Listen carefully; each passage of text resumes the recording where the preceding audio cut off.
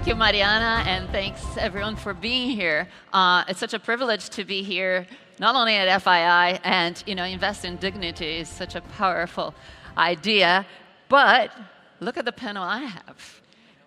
What a privilege, what an honor. So yeah, this is fantastic to be here with you. Of course, our panel, Ascending Economic Powers Will Reshape the Future of Investment, which is very, very keen on everything we've heard so far this morning. So my privilege to introduce you, this fantastic panel. To my left, His Excellency Ahmed Al Khateeb, Minister of Tourism of the Kingdom of Saudi Arabia. Baroness Ariane de Rothschild. She is the Chief Executive Officer, CEO of Edmond de Rothschild. André Esteves, my fellow Brazilian here, Chairman and Senior Partner of BTG Pactual, and also Brazilian. Minister Aloizio Mercadante, President of BNDES, the Brazilian National Development Bank. You've heard a lot about their plans already since yesterday, so it's really great to be here and have this fantastic panel to walk us through. Well, dear panel, history did not end, as we all know, and we have, in fact, economic tectonic shifts, right, happening right now. We are in Rio, capital of the G20. We heard President Lula earlier talking about this, the G20 being maybe a symbol of the ascending powers and the new economic powers that are here, and also a lot about the friendship with Saudi Arabia. And at the same time, of course, and as being discussed here, we have deep changes happening, both climate risk, we have technology. I need not say this to this audience or to all of you, but with this new scenario, ascending economic powers, there's, it's a different geopolitical situation as well, but also economic, and all these risks and challenges. How are these powers, or this new scenario, reshaping investment and the investment landscape? So I want to start with you, Minister Al Khateeb, because, Your Excellency, we have the Kingdom of Saudi Arabia is maybe the most emblematic example we have right now of this change, of ascending powers and actually having a much louder voice in the global arena and having a more say, but also being seen differently. So not long ago, I don't think Saudi Arabia was thought of as an investment recipient, right? As a place to go and invest. And also as a travel spot, right? It was not considered. And this change in perception has been absolutely incredible. The country has been, Vision 2030, but there is a lot that went into it, and I would love for you to speak and talk to us a little bit about that, because ascending powers, a lot of us, I'm Brazilian myself, are seen in a light of not the important ones still, and you are changing this game. So tell us about that work. Thank you very much, and a very good morning. I would like to take this opportunity to thank FII, His Excellency Mr. Yasser Mayyan, the chairman of the FII, and my friend Richard, the CEO, for inviting me to be part of this very prestigious event, and held in this beautiful city. And a matter of fact, I was in Barcelona yesterday chairing the Executive Council of the UN Tourism. And my friend, the Minister of Tourism of Brazil, was very disappointed when he knew that I'm flying to Rio, and he is in Barcelona. I promised him to come back again. But going back to your question, it is all about having the clear vision, and the willingness and the leadership and the resources.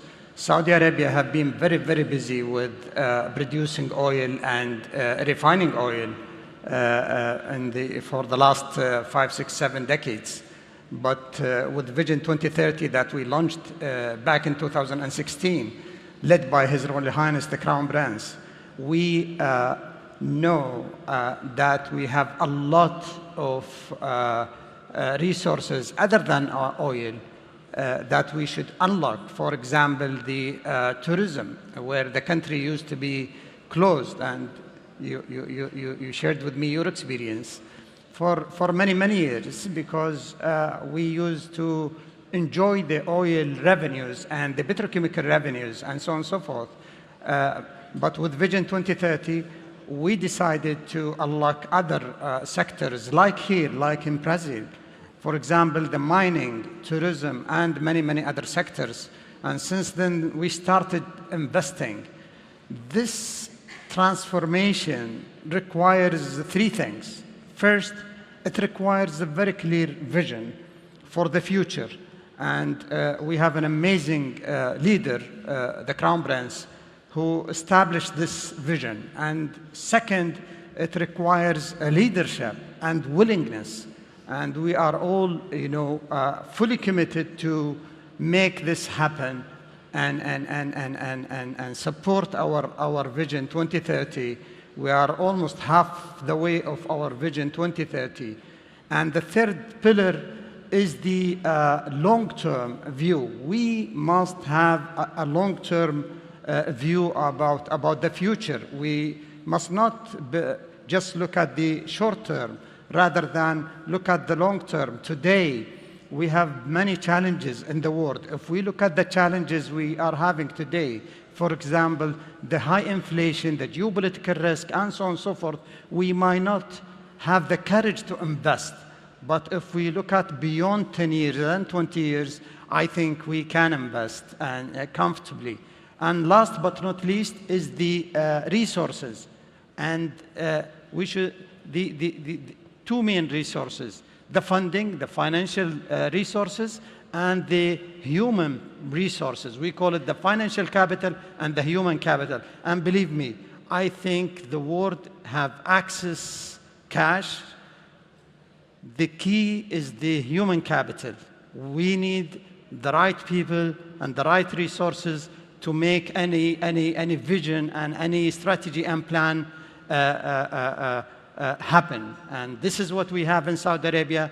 And I think with the 200 million people, great people live in Brazil, I think we share the common things. And with our great people, young generations, young power, we can implement any vision that we decide to implement it for the future. It's fantastic that you talk about human capital. Education was mentioned earlier, and we saw Ingrid Silva, right, the ballerina that was here earlier, that started on a social project and came out. So not wasting talents, the fantastic talents that are out there and that need to have the opportunity, right? And Ariane, I wanted to go to you because you not only run a bank and an institution that has interest in many areas, but you have your background, your upbringing, gave you a first-hand experience in many emerging markets, in many countries that today have a different standing. And so your perspective on that, on knowing these countries from the inside in, how do you see these same economies that you've known for so long exerting more power and influence? And how do you see this reshaping the future of investment? And then why and where do you invest? Thank you. Thank you for hosting us. I will. Yes, it's true. I said to you earlier, I'm totally biased because I grew up between South America and Africa. So I would say it runs in my blood to be part of developing countries. Maybe I will, on the macroeconomic level, I think there are really long trends that are very interesting. One of which His Excellency mentioned is demographics. I think these countries have amazing demographics, a very young population, very dynamic, which, by the way, a lot of developed countries are lacking. Another factor is urbanization. Strong urbanization is reshaping economies in these countries. And maybe I would say these are structural factors that are pushing these countries in a very strong manner. Maybe on the micro level, microeconomics, I think these are very interesting countries because you have a bulk of family and small and medium-sized companies, and I think here a lot have been talking about big corporations. I much rather focus on smaller companies because I think in these ascending economies it's going to be essential to build on these companies. Why? Because they are the core of the economy and they're very stable businesses. And so to your question, where?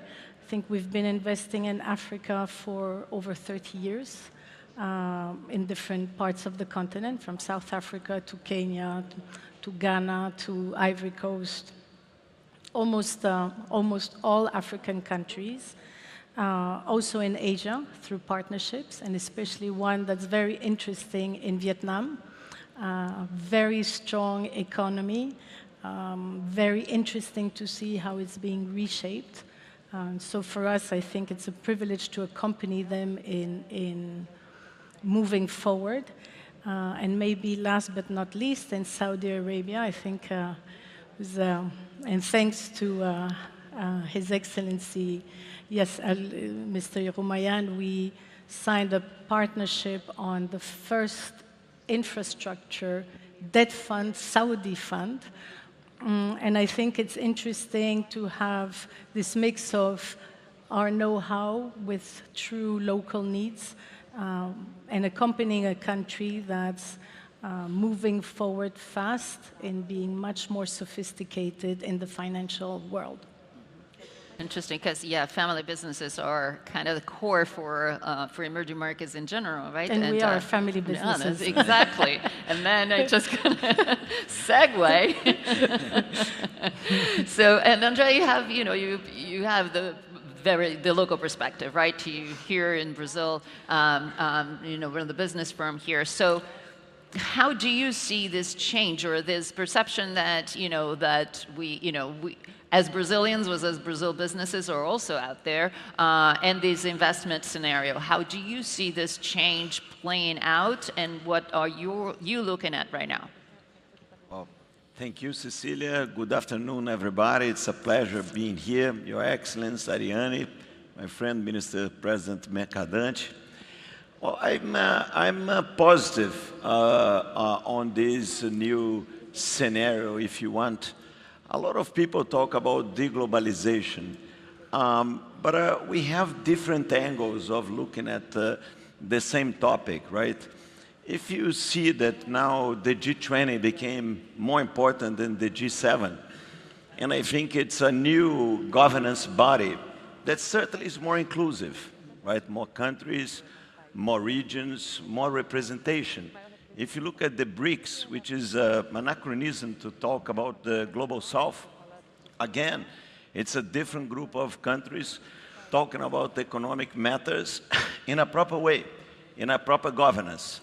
So I like what I see. And when you look at the key measure of globalization, which is the commerce, the trade volume of commerce, still there, and it's not shrinking.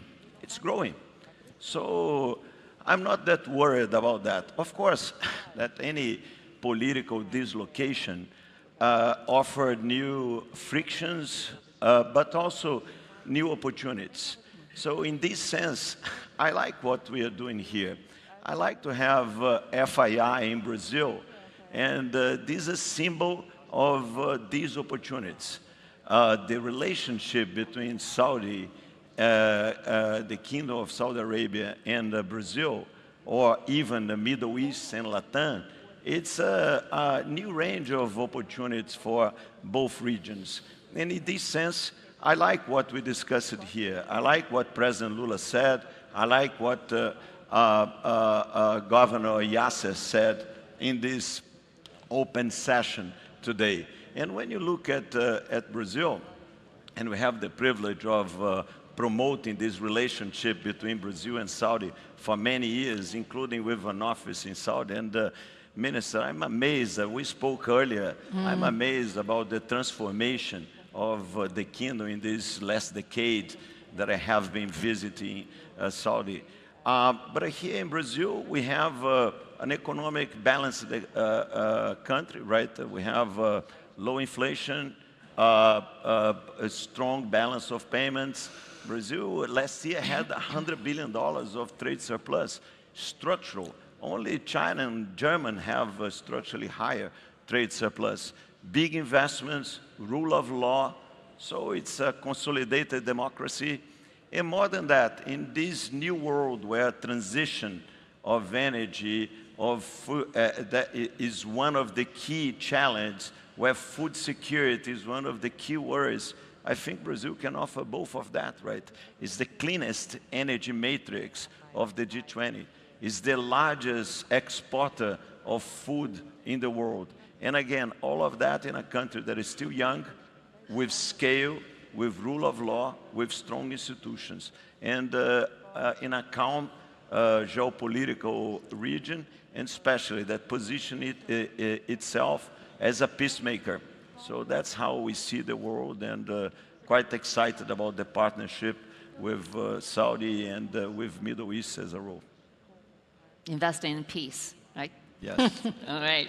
And to President Mercadante, last but not least, thank you for being here. And I want to bring you a slightly different one because, you know, as a development bank and emerging markets, you know, at the moment that emerging markets want to have more say on their development journey or are having more say on their development journey, we see also that development banks are talking about collaborating more, not only, you know, BNDES, but multilaterals and the BRICS Bank. So there's this discussion going on. So how do you see this role of the development bank as a catalyst also for private investment coming here and this work together? Because I know that, you know, with the BID, the discussion on currency hedging and so on and so forth. So how do you see that, the job of the development bank more as a catalyst for more investments?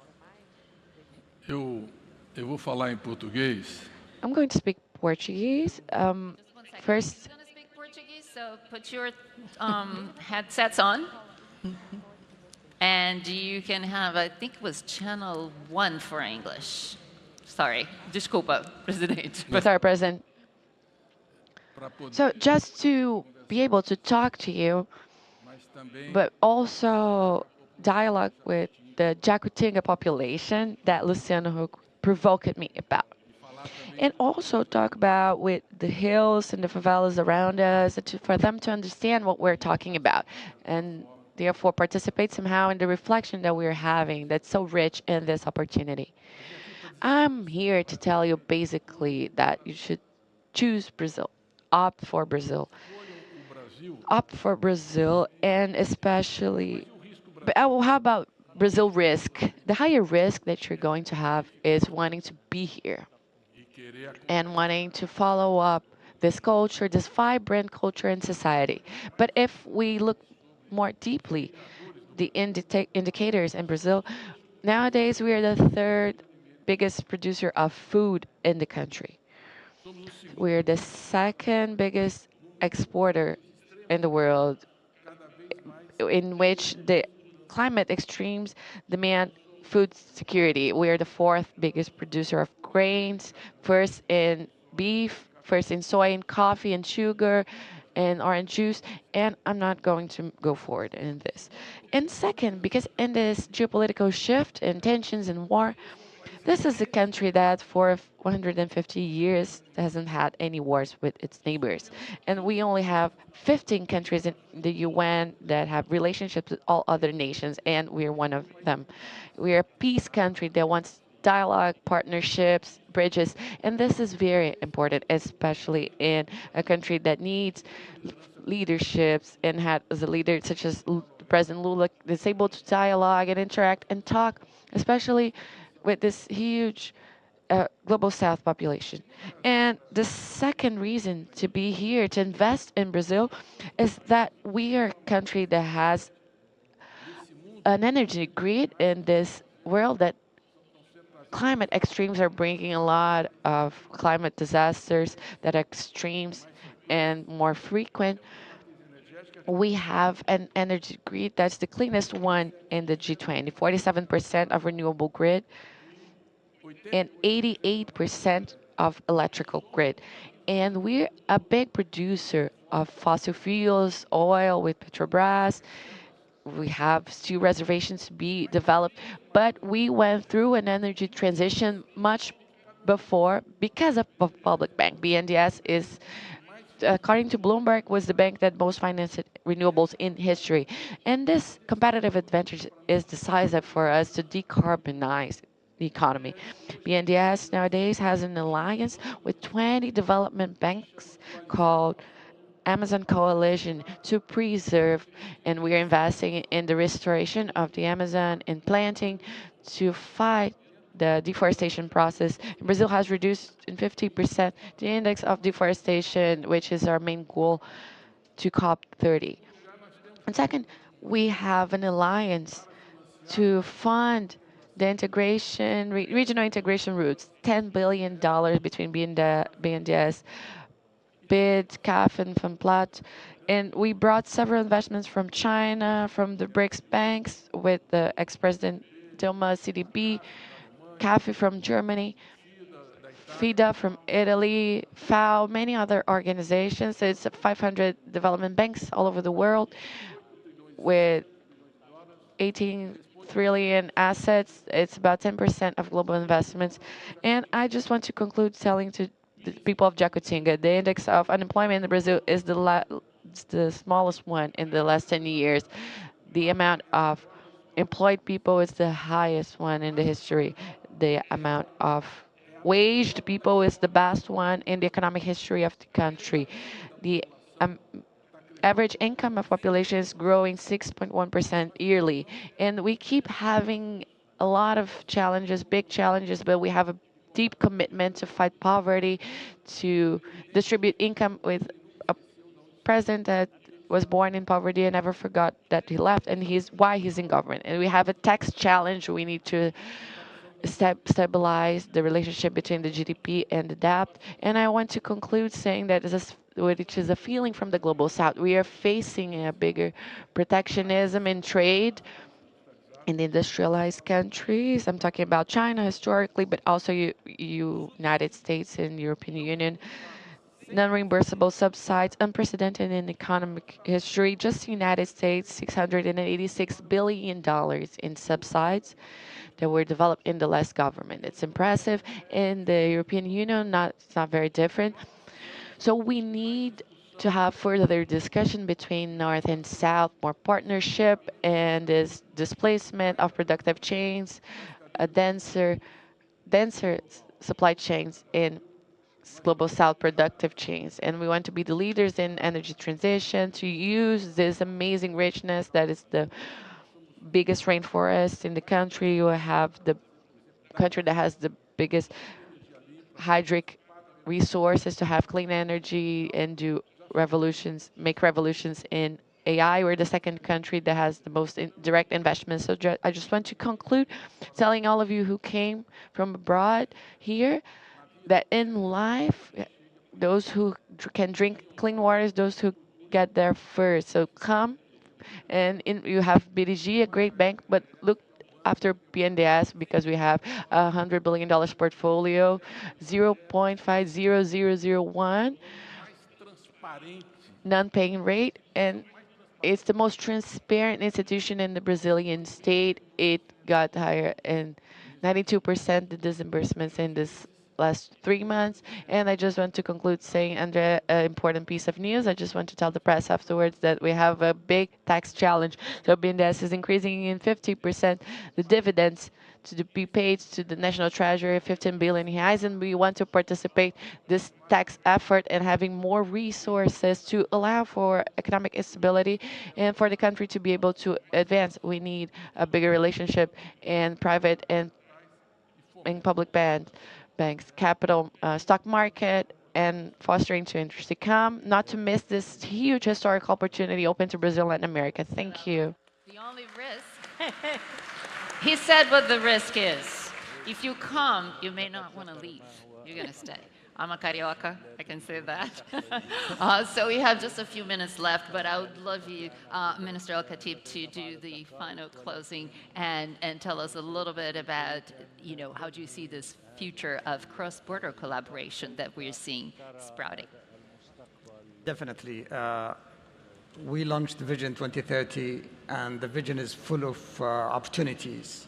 And I think we have a lot of common things to share. For example, we both put the energy on top of our agenda, the mining and many other sectors. Tourism is a sector that we need to further explore through connecting Saudi Arabia with Brazil and maybe the Middle East.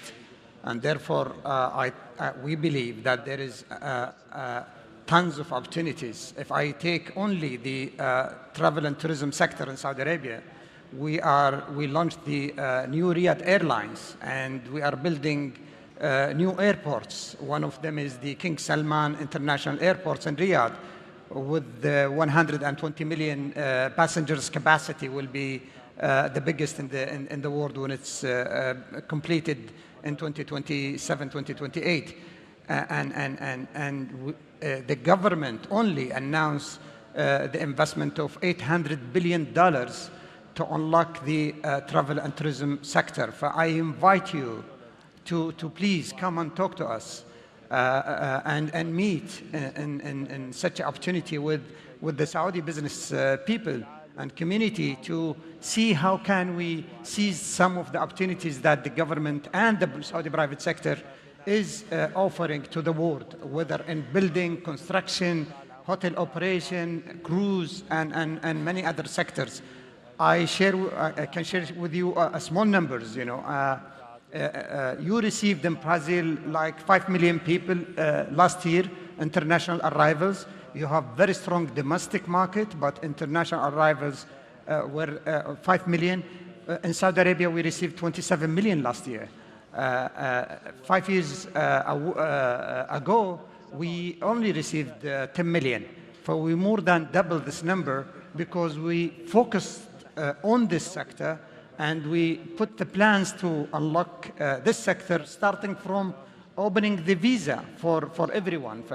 You can get visa to visit Saudi Arabia in a few minutes. And we connected the Saudi city with the international cities through direct flights. And we are building the new destinations and the new investment. And we committed to create 1 million additional jobs for the young Saudis, to join this new sector. And we are doing all this responsibly, respecting the environment. We created the Global Tourism Sustainability Center to make sure that whatever we build in the Red Sea or in the Green Mountains in the south will definitely respect and protect the environment. And I think, I can see there is an amazing opportunity to further develop the bilateral relationship and to have more than only, agricultural relationship and trade relationship. Absolutely. I have to run because I have to buy my ticket to Saudi Arabia to this pitch. So thank you so much to all the panelists. Thank you for watching. Stay tuned. There's a lot more coming. Thanks, FII, for allowing me to moderate this. Thank you very much.